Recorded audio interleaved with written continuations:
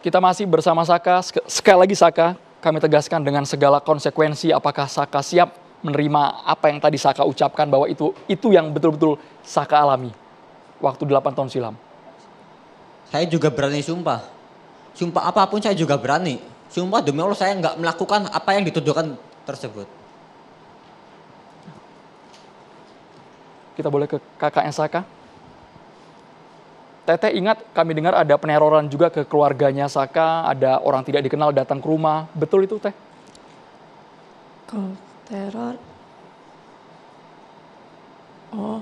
kalau teror sih bukan yang dulu-dulu sekarang. Yang baru-baru ini? Setelah Saka bebas? Iya. Kalau dulu enggak ada. Terornya seperti apa bentuknya? Ya, datang tamu lagi, nanyain kasus seperti itu. Yang kemarin. Padahal Saka ini udah mau selesai kan, laporannya 2 bulan lagi. Walaupun di luar Saka juga masih laporan ini tuh. Sampai sekarang masih laporan? Masih. Berarti sampai sekarang masih berinteraksi sama polisi? Masih. Di lapas Bapas. Oke. Berarti masih pembebasan bersyarat? Masih dalam pengawasan? Ya. Pembebasan dalam pengawasan. Maksud kami ketika Saka tadi mendapatkan tindakan kekerasan di kantor polisi dengan oknum polisi ya Saka ya. Saat akhirnya Saka dipaksa untuk mengaku, ada perubahan perilaku Saka dari aparatnya? Boleh Saka? Mic-nya diarahkan ke Saka Teh. Ngomong kayak gini, kalau dari awal kalau kayak gini kan nggak ada bakalan dipukul kayak gini. Bilang begitu. Berubah drastis? Berubah drastis. Ketika sudah ada pengakuan itu terucap dari mulut Saka? Iya betul. Tapi sejujurnya Saka, setelah bebas dengan pengawasan saat ini Saka, apa yang mendorong Saka untuk berani berbicara ke publik, ke media, bahwa fakta yang diyakini oleh Saka seperti itu? Ini kan saya ngalami sendiri ya. Jadi kalau orang lain bilang apa juga saya sebenarnya nggak peduli. Ini biar semua orang tahu bahwa saya tidak bersalah apa yang dituduhkan tersebut. Saya tidak melakukan apa yang dituduhkan. Baik. Saya juga kepengen nama baik saya tuh pulih kembali kayak dulu lagi. Buktinya apa Saka yang saat ini selain secara lisan Saka ucapkan, bukti yang bisa ditunjukkan ke aparat? Yang Saka miliki dan juga kuasa dari hukum? awal juga punya saksi bahwa saya ada di rumah sama kakak saya. Sampai saya pergi ke bengkel juga sama paman saya. Tambahan dari pihak keluarga? Ya, waktu itu saya hadirkan semua, tetapi hakim selalu mengincarnya selalu ke BAP. Walaupun saya hadirkan semuanya. Dengan nadanya tinggi. Jadi saya sendiri di situ bingung. Saya berupaya mengumpulkan barang bukti seadanya. Benar-benar dicari. Saya hadirkan waktu itu, tapi tidak didengar. Sampai saya ingat sekali satu momen ada dari saksi yang dari pihak penuntut itu menyatakan bahwasanya Vina itu memakai rok mini. Tetapi ketika barang bukti dikeluarkan itu celana panjang. Itu yang membuat saya kok janggal. Bukan cuma itu kan bajunya juga kelihatan. Saya itu orang awam, saya nggak mengerti hukum. Tapi dari baju saja sudah kelihatan.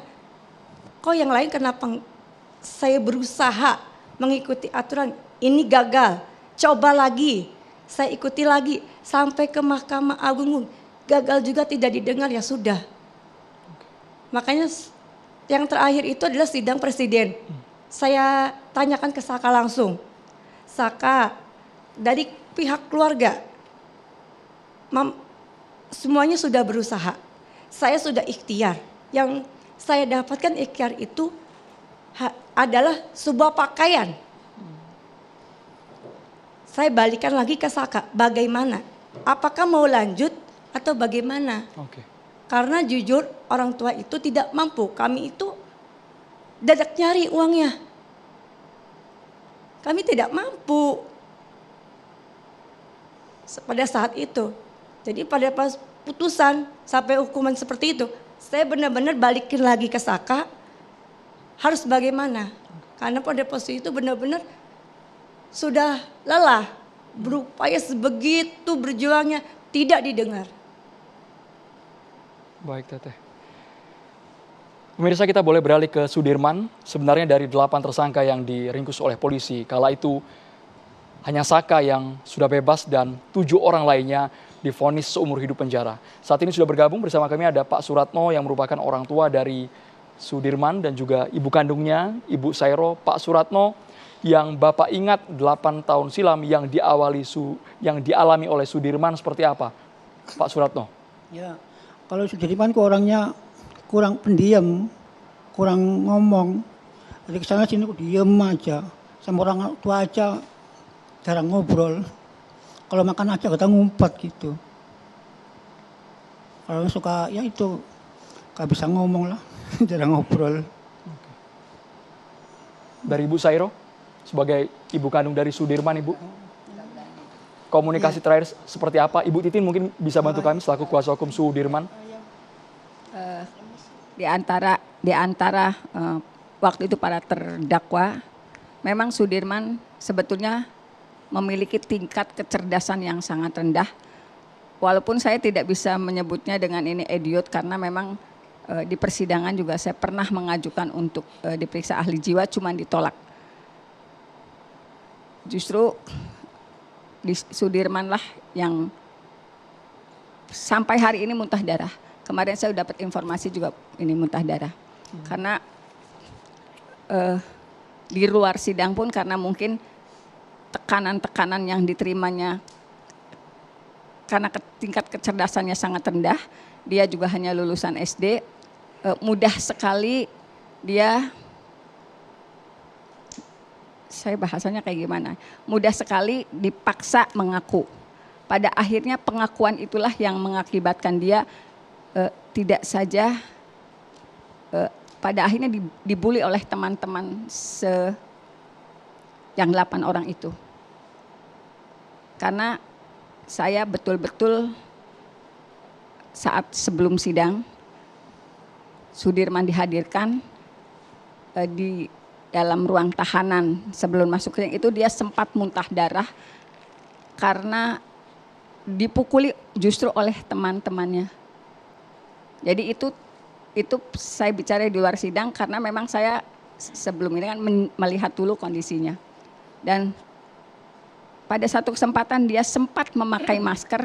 Waktu itu saya ingat betul salah satu hakim ketua menyatakan, kenapa Sudirman pakai masker? Jadi dalam kondisi seperti itu sepertinya kalau dari gesturnya hakim tahu di antara 8 pelaku yang dihadirkan, 8 terdakwa yang dihadirkan itu Sudirman paling banyak menerima tekanan. Waktu itu Sudirman jawab, batuk Pak. Tapi sebetulnya kami tahu semua apa yang terjadi. Sudirman itu kalau di lingkungan rumah memang tidak memiliki teman. Kalau bahasa anak sekarang dibully. Dalam persidangan, saya sempat menghadirkan saksi memang dia mainnya antara rumah musola. Saya mendapat informasi kemarin juga Sudirman masuk ruang perawatan lagi. Cuman hari Senin kemarin saya tidak sempat nengok karena memang katanya dalam kondisi sakit. Saya dapat informasi dari teman yang pengacara yang menengok ke sana pada hari Senin. Dari penjelasan Ibu Titin artinya apakah tidak ada sangkut paut sama sekali antara nama Sudirman dengan kejadian 2016 silam, Bu, terhadap Vina? Saya menghadirkan saksi di persidangan bahwa pada malam kejadian itu Sudirman sedang berada di musola kemudian ada di rumah. Jadi saksi-saksi alibi yang dihadirkan itu memang tidak ada yang diterima dalam persidangan. Baik Ibu Titin, kita boleh langsung ke kuasa hukum dari keluarganya Vina, kuasa hukum almarhumah Vina, Mbak Putri melihat kasus yang terus berkembang saat ini. Bahkan penelusuran terhadap 3 DPO masih terus diinvestigasi oleh pihak polisi. Fakta baru, Saka mengaku ia bukan bagian dari tersangka. Mbak Putri. Iya. Memang ini luar biasa mengagetkan ya Mas ya. Kalau memang dari Saka sendiri mengatakan dia tidak melakukan perbuatan tersebut, saya justru semakin bingung kenapa 8 tahun baru mengakui sekarang Saka. Itu. Karena 8 tahun ini bukan waktu yang sebentar. Kenapa kamu harus bersedia menahan diri? Apakah di persidangan kamu tidak mengatakan kepada majelis hakim, saya dipaksa Pak untuk mengakui? Karena banyak tekanan. Saya dipukulin, dari polisi juga banyak tekanan. Jarak mic-nya boleh Saka lebih mendekat ke mulut? Kenapa Saka? Banyak tekanan dari polisi. Saya dipukulin ke polisi. Oke, kamu kan dipukulinya di kantor polisi toh? Iya, Saat kamu dilimpahkan kejaksaan, apa kamu dipukuli lagi? udah jarang. Jarang. Nah, waktu Ibu Titin, waktu di persidangan, apakah Saya tidak suka diinterogasi seperti itu. Mbak kan nggak tahu suasana persidangan seperti apa. Mbak cuma bisa berteori hari ini. Saya yang paling tahu apa yang ada di dalam sidang. Saya bertanya Bu, Enggak. justru saya bertanya saya kenapa tidak kok mau. baru 8 tahun Ibu baru muncul ke permukaan karena film ini tayang. Karena Mbak nggak pernah tahu apa yang sudah saya lakukan. Justru saya bertanya, karena Ibu sebagai kuasa hukumnya, jangan Ibu menggiring opini 8 tahun Bu. Ini Mbak, institusi Bu. Mas, sejak awal saya menyatakan kalau saya dihadapkan pada pengacara yang tidak tahu ada di dalam sidang, untuk apa saya bicara kayak pepesan kosong. Dia nggak ngerti apa-apa, apa sih yang terjadi di dalam sidang? Saya yang menjelaskan atau saya yang keluar? Semua saksi sudah dihadirkan di sidang. Ibu Titin tetap di tempat, kami menahan Ibu Titin karena secara etika kami mengundang Ibu Titin agar Ibu Titin mendapatkan porsi yang adil, porsi yang seimbang di meja catatan demokrasi. Kalau memang apa yang diucapkan oleh Ibu Putri tidak sesuai, Ibu Titin bisa langsung membantahnya di sini. Karena Ibu Titin yang mengalami 8 tahun silam, yang ingat betul kejadiannya. Ibu Titin, sekarang kita kasih waktu ke Ibu Titin. Mbak Putri ditahan dulu. Bu Titin, silakan diklarifikasi semuanya. Dengar Mbak, saya ngomong dengan Mbak. Dalam persidangan, Mbak paham apa bunyi tuntutan? Mbak paham apa hasil visum? Mbak paham apa hasil otopsi? Gak usah nantangin saya kayak gitu. Saya yang berada dalam sidang. Saya yang paham apa yang terjadi dalam sidang. Dia yang tahu. Dia yang tahu bagaimana Saka diperlakukan ketika dalam sidang. Sekarang gini, dengar dulu. Dengar. Saya mau ngomong dulu. Mbak Putri atau ditahan saya yang dulu. keluar. Kita habiskan ke Ibu Titin. Kita habiskan, Bu. Kami kasih Anda durasi. Bu Titin, silakan. Fakta yang terungkap di persidangan, bunyi tuntutan itu adalah saudara Muhammad korban meninggal karena tusukan benda tajam di bagian dada kiri dan pendek, samurai pendek. Fakta yang terungkap di persidangan, kaos yang digunakan korban dan itu berada di kamar jenazah oleh dokter diyakini itu kaos yang digunakan. Dan saya berulang kali nanya, saudara saksi, apakah betul pakaian itu yang digunakan ketika korban pertama kali datang? Ya, betul. Kaos itu dibuka di muka persidangan. Tidak ada tusukan di dada maupun di bawah perut. Kaos itu utuh. Padahal kaos itu sudah dimakamkan, dikubur bersama jenazahnya. Dari hasil visum, dijelaskan saya harus buka. Dijelaskan pada intinya ada satu kalimat, bukan karena tusukan. Dari hasil otopsi, meninggalnya akibat patahan tulang tengkorak belakang. Untuk lengkapnya saya punya hasil visumnya. Karena ini 8 tahun saya jaga ini. Dari berkas yang ada cuma ini yang selamat, yang lainnya kerembesan air. Jadi kalau saya berbicara dengan orang yang enggak mengerti sidang, saya capek. Kayak monyet ngagu gulung kalapa kalau kata orang Sunda mah. Mbak bisa aja ngomong, enggak, kenapa mesti bicara sekarang? Mbak enggak tahu dari 2016 saya sudah lapor kemana-mana, cantik. Saya sudah lapor ke Propam Polda Jabar, keluarganya tahu. Saya sudah lapor ke Komisi Yudisial. Saya sudah lapor ke Komnas HAM. Dapat apa dari mereka? Saya nggak dapat apa-apa informasinya. Baik, Jadi Bu Titin. saya tidak mau diberi pertanyaan yang orang nggak ngerti dalam sidang. Paham? Kalau saya misalnya nanya lagi ke saya yang keluar.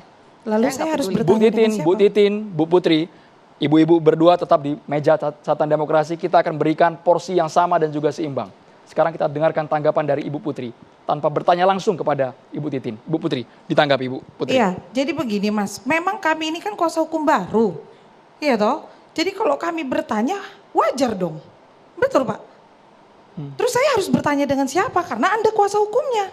Kalau saya tanya sama Bapak, ya nggak mungkin Bapak bisa jawab karena Bapak pun tidak bersidang.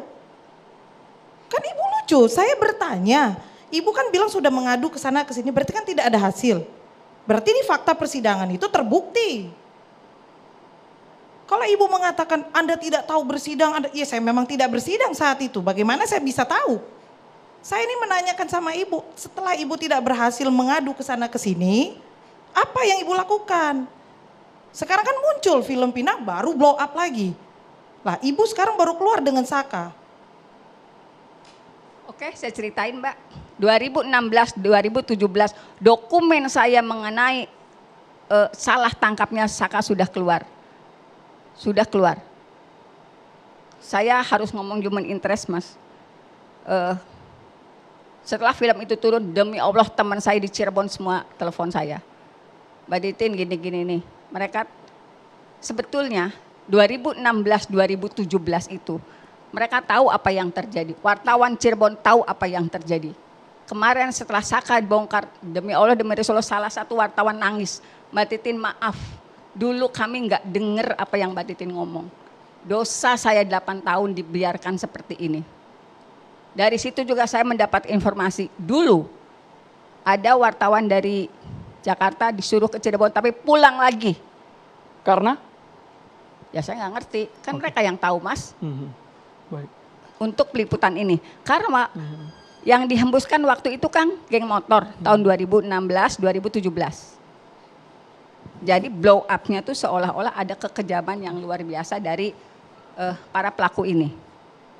Fakta yang terjadi di persidangan, menurut Liga Akbar, itu teman dekatnya Eki. Pukul 21.15 dia masih bersama Eki dan Vina. Dia melewati jalan perjuangan. Dia menjelaskan secara rinci pakaian yang digunakan oleh Vina. Kaos bertuliskan ekstasi. Itu ada di berita acara pemeriksaan. Saya yang punya ini.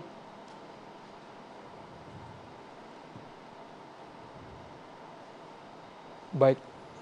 Ibu Titin, Ibu Putri, kita harus jeda terlebih dahulu. Kita akan dengarkan juga pandangan para praktisi hukum yang hadir di meja catatan demokrasi. Dan kami juga ingin dengar suara dari Ibu Ayu yang merasa tertuduh selama beberapa hari ini anaknya disangkut pautkan dengan salah satu nama dari 3 DPO yang masih buron hingga saat ini. Tetaplah bersama kami di Catatan Demokrasi pemirsa.